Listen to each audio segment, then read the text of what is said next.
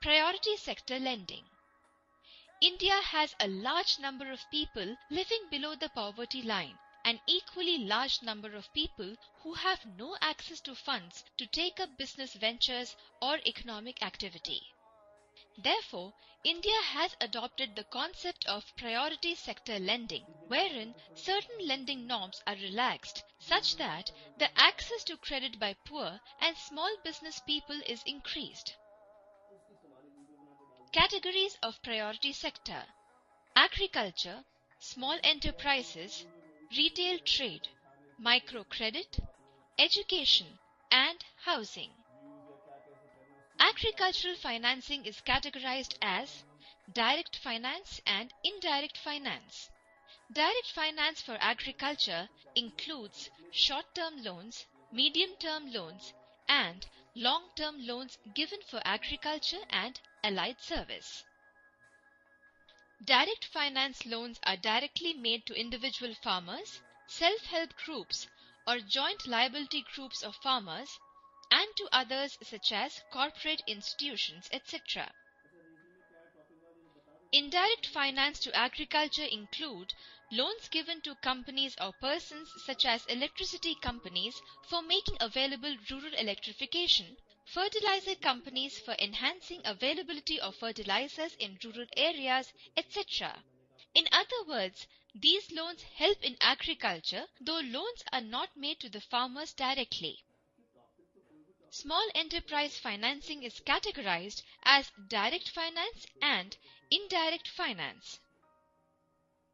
Direct finance to small enterprises includes the loans given to small enterprises whose investment in plant and machinery is up to 5 crore and in equipment up to 2 crores. And the loans given to micro enterprises whose investment in plant and machinery is up to 25 lakhs and equipment up to 10 lakhs. Indirect finance to small enterprises includes finance to any person providing inputs to or marketing the output of artisans, village and cottage industries and handlooms, and to cooperatives of producers in this sector. Retail trade includes retail traders, fair price shops, and consumer cooperative stores. Microcredit is a provision of credit not exceeding 50,000 rupees per borrower, either directly or through a SHG or JLG mechanism, and to non-banking finance companies NBFC or microfinance institutions MFI for on-lending up to 50,000 rupees per borrower.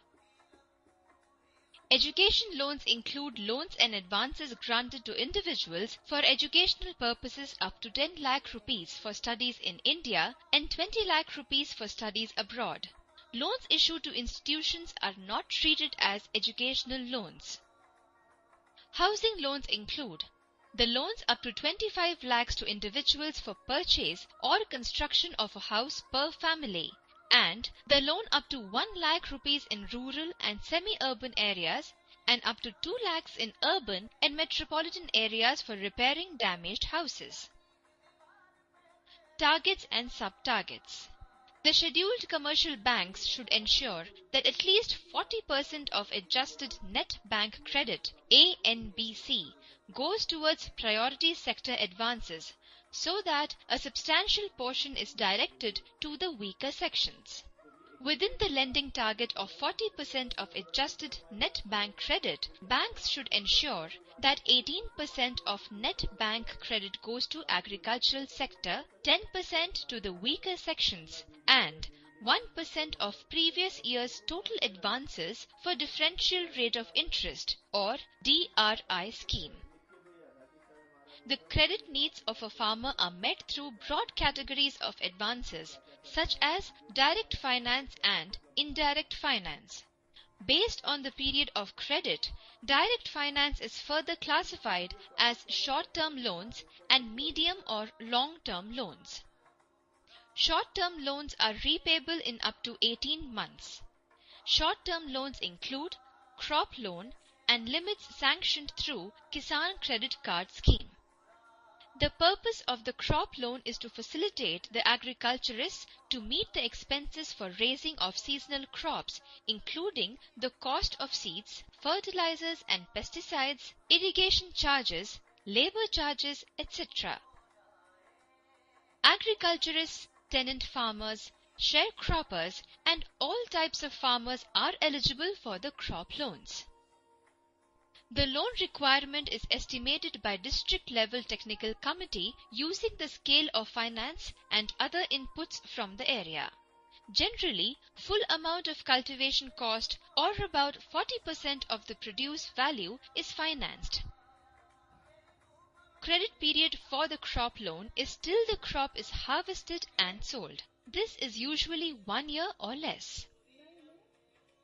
The purpose of Kisan Credit Card is to provide credit on demand to the farmers to meet their cultivation needs, like purchasing seeds, fertilizers, equipments, etc., and also to meet their non-farm activities, like household expenses.